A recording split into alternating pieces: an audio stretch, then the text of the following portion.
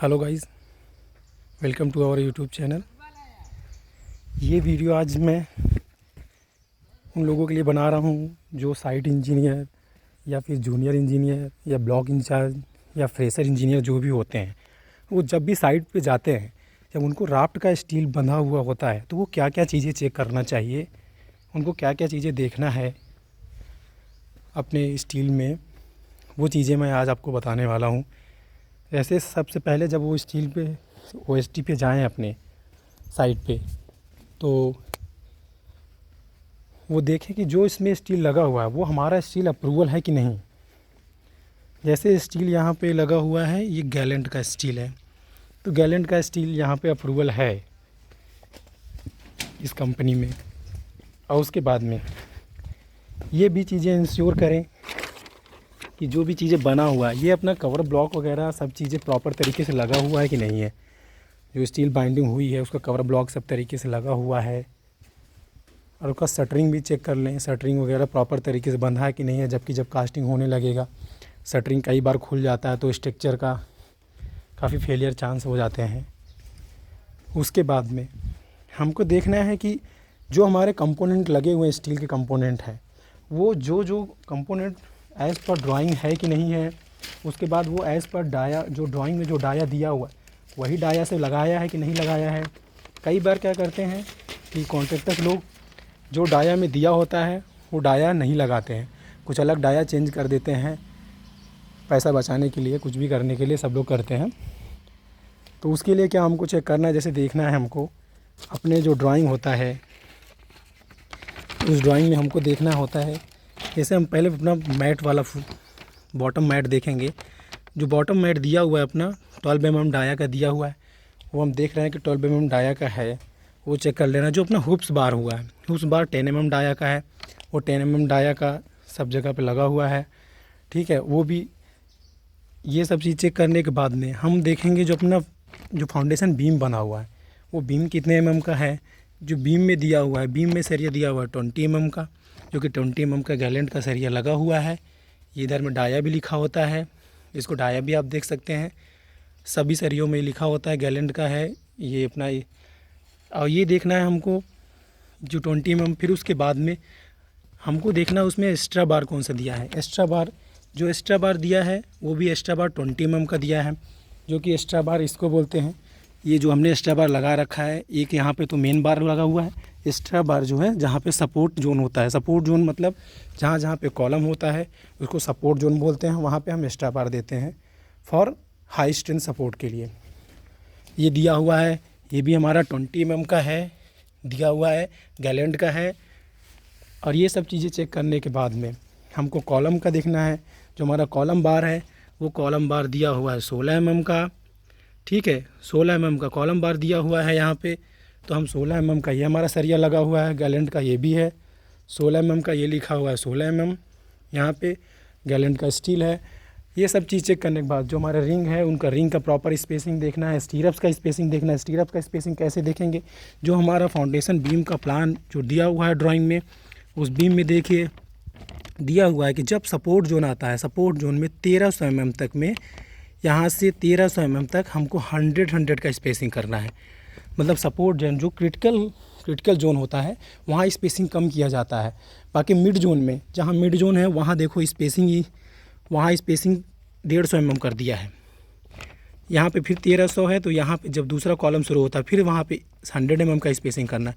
इस हिसाब से अपना एक कॉलम से दूसरे कॉलम में कितना रिंग लगा हुआ है ये भी काउंटिंग करने के लिए ड्राइंग में दिया हुआ है। अपना 35 रिंग हो रहे हैं, वो 35 रिंग आप कैलकुलेट करके देख सकते हैं। उसके बाद जो रिंग बंधे होते हैं उस रिंग में आपको चेक करना है कि वो जो रिंग है उनके रिंग के हुक्स जो होते हैं, जैसे ये रिंग है, ये रिंग प्रॉपर तरीके से दबे होने चाहिए। जैसे ये दबा रखा है इन्होंने, ये दबा होना चाहिए, इधर में दबे होने चाहिए, घूमे होना चाहिए।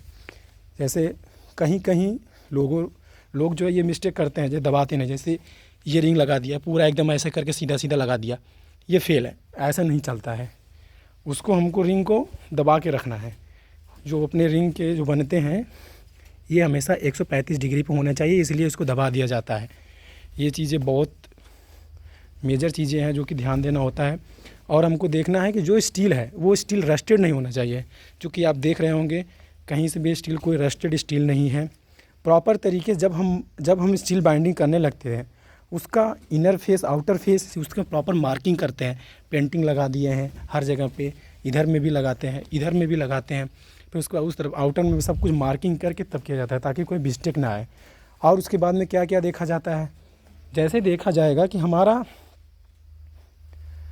जो हमारा सेंटर है, ये सेंटर है, सेंटर से कॉलम का डिस्टेंस ये कितना है, सेंटर से बीम का डिस्टेंस कितना है, ये सब चीज़ें बहुत मेजर चीज़ें होती है। ओवरहेड टैंक में सबसे इम्पॉर्टेंट रोल करता है डिस्टेंस, जो हमारा सेंटर से एक कॉलम से कॉलम का डिस्टेंस, ये बहुत बड़ा मेजर चीज़ है।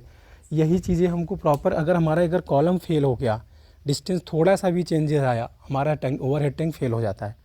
इसलिए सबसे बड़ा क्रिटिकल काम है कि हमारा जो अंदर की चीज़ें जो मतलब जो इसमें कॉलम टू कॉलम का डिस्टेंस है वो अपना प्रॉपर तरीके से चेक होना चाहिए। जैसे इसमें दिया हुआ है कि सेंटर से कॉलम का जो डिस्टेंस है वो 4 मीटर 250 है। तो अगर आप यहाँ से सेंटर से इधर में से इसका सेंटर देखेंगे, अब इसका सेंटर देखने में कई बार प्रॉब्लम आता है कि सेंटर मिल नहीं रहा है। इसीलिए क्या करें कि ऐसा एक प्लस टाइप का काड़ा बना लें, उसको काड़ा बोलते हैं, कुंडी बोलते हैं, कुछ भी बोल के आप यहाँ पे ऐसा बना के बाइंडिंग वायर से इसको बांध दें, ताकि हम इसमें से या उधर से दूसरे वाले में से इस तरीके से एक दूसरे का सेंटर चेक कर पाएँ प्रॉपर तरीके से। इधर में भी सेंटर है और उसमें साहुल गिरा के उसको बनाया जाता है सेंटर, सब प्रॉपर तरीके से ये भी चेक कर लें। उसके बाद में ये देखने के बाद में अब एक कॉलम से कॉलम का डिस्टेंस देखना होता है। सबसे बड़ा चीज़ ये भी होता है, कई बार सबसे ज़्यादा फेल इसी में होता है कि एक कॉलम से दूसरे कॉलम का डिस्टेंस में कई बार मिस्टेक आ जाता है। ये चीज़ें नहीं चाहिए, सेंटर टू सेंटर लोग मिला देता है, लेकिन कॉलम में कॉलम टू कॉलम डिस्टेंस ये चीज़ें बहुत मेजर चीज़ें हैं। जैसे कॉलम टू कॉलम डिस्टेंस मैं आपको ड्राइंग में दिया हुआ है, ये एक बार दिखा देता हूँ, फिर उसके बाद में आपको देखिए एक कॉलम से दूसरे कॉलम का डिस्टेंस 4 मीटर 250 दिया है। हमको इस कॉलम से ये कॉलम तो देख लेंगे, हमको ये कॉलम से इस कॉलम का भी देखना है। जैसे इस कॉलम से इस कॉलम का भी डिस्टेंस हमको देखना होता है, यहीं से चेक करेंगे। फिर उसके बाद इस कॉलम से सीधा इसका डिस्टेंस चेक कर लेंगे। ऐसे अगर चेक करते हैं तो हमको क्या है पूरा इंश्योर हो जाएगा कि हमारा एक सभी कॉलम का डिस्टेंस सेम है, इक्वल है। जैसे हमने बना रखा है ऐप निकाल लेंगे, यहाँ से इसका डिस्टेंस देख लेंगे, फिर यहाँ से इसका डिस्टेंस निकाल लेंगे। तो यहाँ से ये चीज़, जैसे इस कॉलम से हम इसका डिस्टेंस देख लेंगे जो कि अपने दिया हुआ है 4 मीटर 250। फिर उसका इसी कॉलम से सामने वाले का डिस्टेंस देख लेंगे, उसके बगल वाले का, उस पर जाएंगे तो 7 मीटर 360 है, 7 मीटर 360 देख लेंगे। फिर उसके बाद इस कॉलम से उसके जस्ट सामने वाला जो कॉलम है, सामने वाला देखेंगे तो 8 मीटर 500 मतलब 8 मीटर 500 उसका भी आना चाहिए, वो भी आ रहा है। तो हमारा कॉलम का डिस्टेंस जो है वो सेम है, सही है। ये चीज़ चेक करने के बाद में और क्या चीज़ें चेक करते हैं, हमारा क्लाइंट आता है, वो सब चीज़ें बहुत सी चीज़ें ऑब्ज़र्व करता है। वो क्या ऑब्ज़र्व करेगा, जैसे हमारा जो रिंग होता है, ये रिंग का कॉर्नर पे सरिया बंधा होना चाहिए, गैप नहीं होना चाहिए। कहीं कहीं फॉरमैन लोग गलती करके बांध देता है जल्दीबाजी में, जैसे यहाँ पे ये चीज़ें हैं। इतना देखने के बाद में ये सब चीज़ें चेक कर लिया। उसके बाद आप देखिए प्रॉपर स्पेसिंग देखने के बाद में हुप्स का स्पेसिंग देख लीजिए। फिर उसके बाद में आप देखिए कि हमारा लैपिंग है 50x D होता है, जो IS कोड के हिसाब से 50x D होता है। वो अपना लैपिंग लेंथ देख लीजिए, सभी लैपिंग जैसे डाया प्लस 50 डाया इंटू 50 करेंगे, जितने डाया का स्टील है उतना डाया इंटू 50 से मल्टीप्लाई करेंगे तो अपना लैपिंग लेंथ निकल जाएगा। इस हिसाब से सब जगह पे लैपिंग देख सकते हैं। ये लैपिंग है, जैसे देखिए यहाँ से यहाँ तक लैप किया है, 1 मीटर लैप होना चाहिए, मिनिमम है अपना मैक्सिमम हो जाता है। ये चीज़ें प्रॉपर तरीके से चेक होता है, तब जाके हमारा राफ्ट रेडी होता है।